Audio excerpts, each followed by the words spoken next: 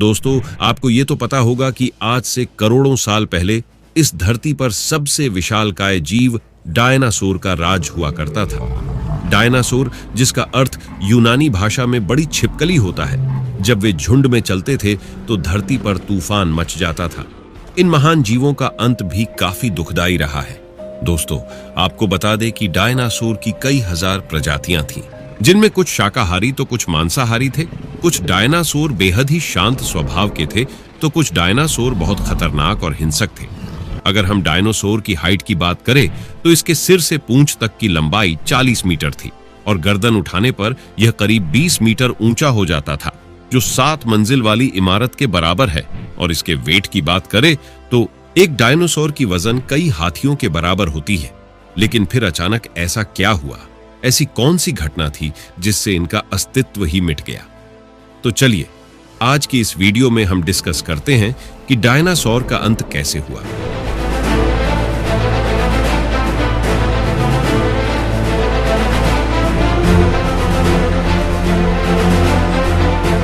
इसके बारे में जानने के लिए हमें करोड़ों साल पीछे जाना होगा और डायनासोर के अंतिम समय को करीब से देखना होगा। आज से लगभग 6.5 करोड़ साल पहले मौसम बिल्कुल सही था।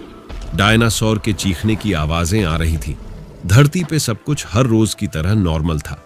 आज से करीब 10 करोड़ साल पहले अंतरिक्ष से एक एस्टेरॉयड का टुकड़ा आ रहा था, जो मंगल और बृहस्पति ग्रह के बीच में घूम रहे एक विशाल एस्टेरॉयड से जा टकराता है।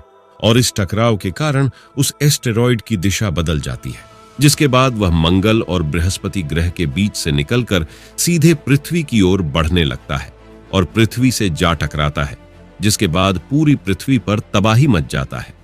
यदि यह एस्टेरॉयड पृथ्वी से न टकराकर चांद से टकराता तो शायद डायनासोर का अंत ना होता, लेकिन कुदरत को कुछ और ही मंजूर था। इसलिए यह बड़ा एस्टेरॉयड चांद के बिल्कुल नजदीक से निकल गया था। जब यह पृथ्वी के वातावरण के संपर्क में आया तो ग्रेविटेशनल फोर्स के कारण इसकी रफ्तार बहुत तेज हो गई। पृथ्वी के वायुमंडल में आते ही घर्षण की वजह से यह खतरनाक आग के गोले में बदल गया था। इसकी चमक के कारण जीव इसे देख नहीं पा रहे थे, लेकिन वे इसकी गर्मी को महसूस कर रहे थे। कुछ देर बाद यह एस्टेरॉयड मेक्सिको की खाड़ी के पास जमीन से जा टकराता है और 35,000 डिग्री सेंटीग्रेड की ऊर्जा वाला एक भयानक विस्फोट होता है।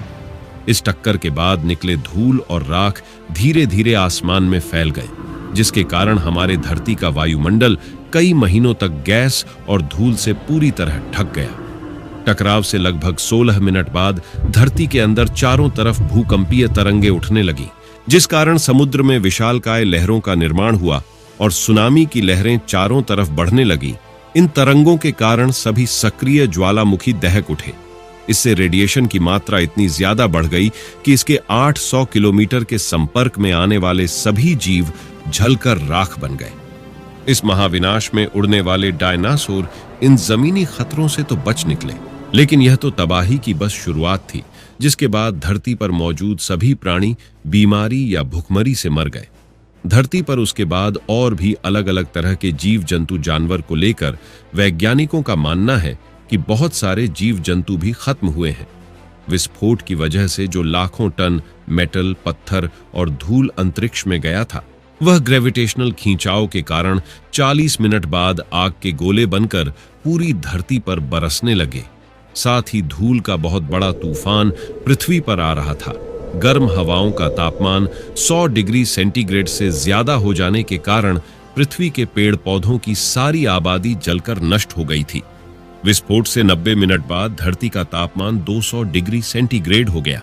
इससे धरती की 90% प्रजाति पूरी तरह से खत्म हो गई थी और जो 10% जीव धरती पर बच गए थे, जिसमें बड़े जीवों को खाना न मिलने के कारण वह भी मर गए, लेकिन छोटे जीव खुद को किसी तरह जिंदा रखे हुए था।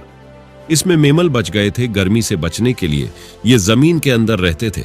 धरती पर फिर से पेड़ पौधे उगने लगे। अडॉप्टेड रेडिएशन की प्रक्रिया से बहुत सारी नई नई प्रजातियां जन्म लेने लगा।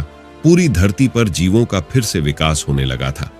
दोस्तों, हमारे पूर्वज कहे जाने वाले पैरोला से ही हमारे परिवार की शुरुआत हुई थी, जो पेड़ों पर रहते थे। बाद में ये कुछ गोरिल्ला में तो कुछ इंसानों में विकसित हो गए हैं। फिर जंगल सूख जाने से यह जमीन पर भोजन की तलाश में आ गए फिर उन्होंने दो पैरों पर चलना शुरू किया, जिसके बाद दुनिया पूरी तरह से बदल गया। इंसानों ने काफी तरक्की किया। दोस्तों, अब हम कह सकते हैं कि डायनासोर के बाद पूरी दुनिया पर इंसानों का राज हो गया है। दोस्तों, अभी हमने आपको इस वीडियो में बताया कि डायनासोर का अंत कैसे हुआ। तो अगर आपको वीडियो पसंद आया हो तो एक लाइक जरूर कर दें, और अगर आप हमारे इस चैनल पर नए हो तो सब्सक्राइब कर बेल आइकन को ऑन कर दें, ताकि हमारी आने वाली वीडियो की नोटिफिकेशन सबसे पहले आप तक पहुंच सके। वीडियो देखने के लिए धन्यवाद।